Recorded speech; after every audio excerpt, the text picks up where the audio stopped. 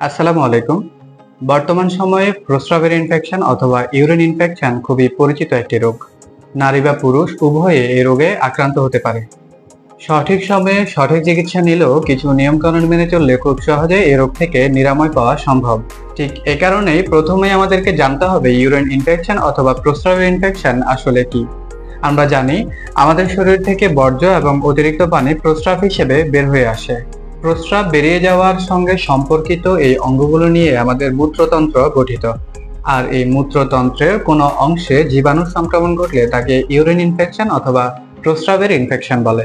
চলুন এবার আমরা জেনে নিই প্রস্রাবের ইনফেকশনের লক্ষণগুলো কি কি, কারণ লক্ষণ জানা থাকলে খুব সহজেই আপনি এই রোগ শনাক্ত করতে পারবেন।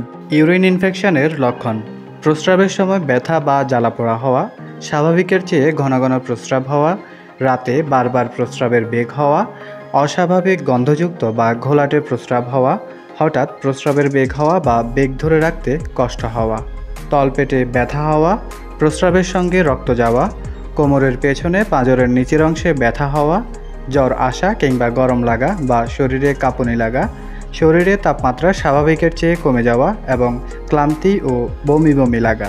ছোট্ট পরিসরে আমরা জেনে নিলাম ইউরিন ইনফেকশনের সম্ভাব্য লক্ষণগুলো। লক্ষণ জানার পাশাপাশি আমাদের এটাও জানতে হবে যে ইউরিন ইনফেকশন বা প্রস্রাবের ইনফেকশন আসলে কেন হয়। সাধারণত পায়খানায় থাকা বিভিন্ন জীবাণু মূত্রতন্ত্রে প্রবেশ করে ইউরিনের ইনফেকশন ঘটায়। প্রস্রাবের রাস্তা বা মূত্রনালী দিয়ে এসব জীবাণু মূত্রতন্ত্রে প্রবেশ করে। নারী পুরুষ সবারই এই প্রস্রাবের ইনফেকশন সমস্যা হতে পারে, তবে নারীদের মধ্যে এই রোগে আক্রান্ত হওয়ার সম্ভাবনা সবচেয়ে বেশি থাকে। কারণ হলো নারীদের মূত্রনালী পায়ুপথের খুব কাছাকাছি অবস্থিত, ফলে ব্যাকটেরিয়া খুব সহজেই মূত্রনালীতে প্রবেশ করে প্রস্রাবের ইনফেকশন ঘটানোর সম্ভাবনা বেশি থাকে। চলুন ছোট্ট পরিসরে জেনে নিই যেসব কারণে প্রস্রাবের ইনফেকশন হতে পারে। ইউরিন ইনফেকশন বাড়ার কারণ: ১. পর্যাপ্ত পানি পান না করলে। ২. মূত্রতন্ত্রের স্বাভাবিক প্রবাহে বাধা সৃষ্টি করে এমন রোগ হলে, যেমন কিডনিতে পাথর হওয়া। ৩. যে কোনো কারণে রোগ প্রতিরোধ ক্ষমতা কমে গেলে। ৪. মূত্রথলি পুরোপুরি খালি করতে বাধা সৃষ্টি করে এমন রোগ হলে, যেমন পুরুষের প্রোস্টেট গ্রন্থি বড় হয়ে যাওয়া, শিশুদের কোষ্ঠকাঠিন্য অথবা স্নায়ুতন্ত্রের কোনো অসুখ। ৫. মাসিক চিরতরে বন্ধ হয়ে গেলে। এই ঘটনাকে মেনোপজ বলা হয়। এক্ষেত্রে ইস্ট্রোজেন নামক হরমোন কমে যাওয়ায় সংক্রমণ প্রবণতা বেড়ে যায়। ৬. প্রস্রাবের রাস্তায় নল বা ক্যাথেটার পরানো থাকলে। এবং ৭. আগে প্রস্রাবের ইনফেকশন হয়ে থাকলে। প্রস্রাবের ইনফেকশন সবসময় প্রতিরোধ করা সম্ভব না হলেও কিছু নিয়মকানুন মেনে চললে এই প্রস্রাবের ইনফেকশন হওয়ার সম্ভাবনা কিছুটা কমানো যায়।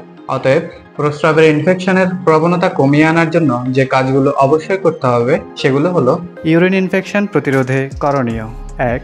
টয়লেটে টিস্যু ব্যবহারের সময় সামনে থেকে পেছনে পরিষ্কার করুন। ২. প্রচুর পানি পান করুন। দৈনিক কমপক্ষে ১০ থেকে ১২ গ্লাস পানি পান করা উচিত। ৩.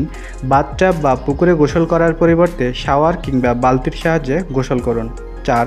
প্রস্রাব করার সময়ে মূত্রথলি সম্পূর্ণ খালি করার চেষ্টা করুন। ৫.